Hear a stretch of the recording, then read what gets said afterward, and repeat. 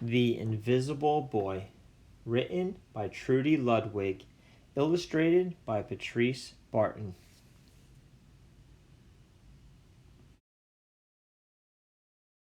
Can you see Brian, the invisible boy? Even Mrs. Carlotti has trouble noticing him in her classroom. She's too busy dealing with Nathan and Sophie.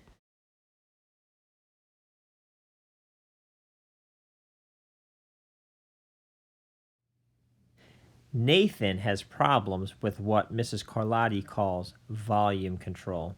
He uses his outside voice inside too much.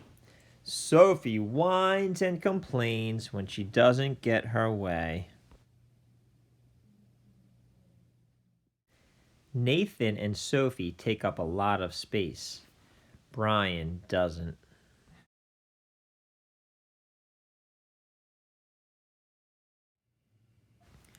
When the bell rings for recess, Micah and JT take turns choosing kids for their kickball teams. The best players get picked first. Then the best friends of the best players. Then the friends of the best friends. Only Brian is left, still waiting and hoping. JT glances in Brian's direction and just as quickly looks away. "We've got enough players for each team," he tells the others. "Let's play ball."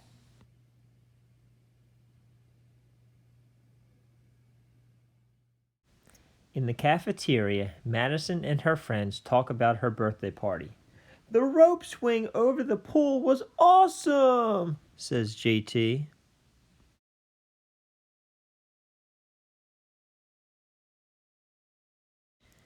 "Yeah, so was the water slide," adds Fiona. "That was the best pool party ever."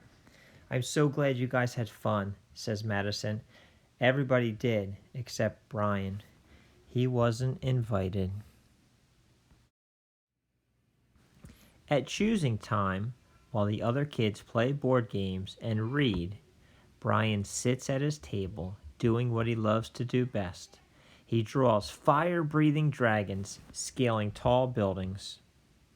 Space aliens locked in intergalactic battles. Greedy pirates digging for treasure.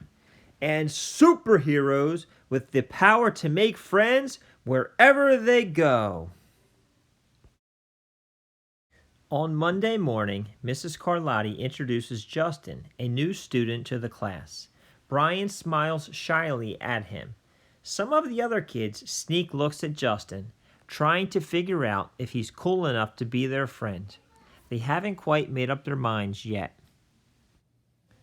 At lunch, Madison and JT watch Justin eat with chopsticks.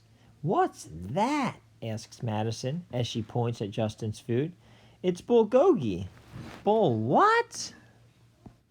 "Bulgogi. It's Korean barbecue beef. My grandma made it for me. It's really good. Do you want to try some?"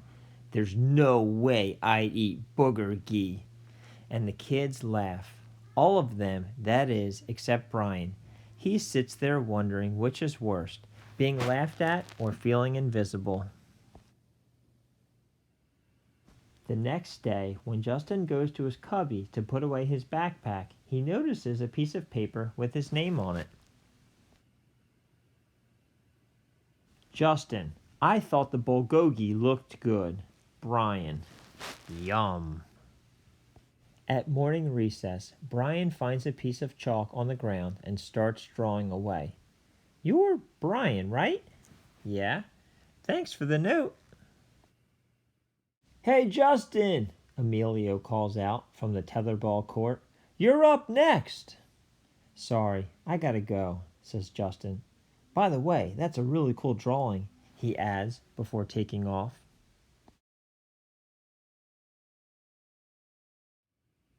Back in class, Mrs. Carlotti asks the kids to team up in twos or threes for a special project. The kids scurry around the room to pair off. Brian heads towards Justin. "I'm already with Justin," says Emilio. "Find someone else." Brian looks at the floor, wishing he could draw a hole right there to swallow him up. Mrs. Carlotti said we can have up to 3 people in our group. We're only 2. Come on, Emilio, let him work with us. Okay, I guess. Mrs. Carlotti gives the class directions for the project. Your assignment is to work together to write a story about what you see in that photograph. Use your imagination and have fun.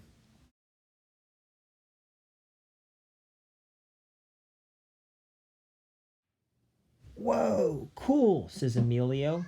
What kind of people do you think would live in houses like that? I don't know, but I bet Brian could draw them to go with our story, says Justin.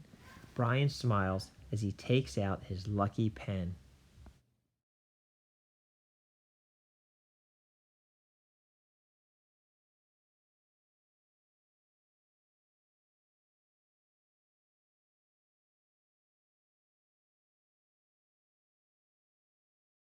It's lunchtime again, Brian's least favorite part of the day. Another 20 long minutes of kids talking and laughing with everyone else but him. Brian! He hears someone shout. Hey, Brian, over here!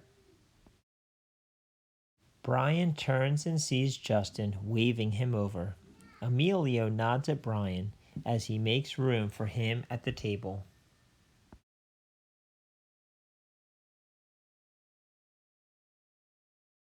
Maybe, just maybe, Brian's not so invisible after all.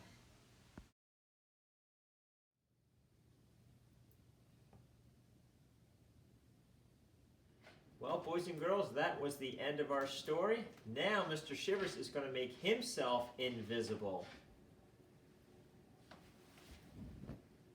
I'm invisible, can you see me? Just kidding, here I am. Now go to bed.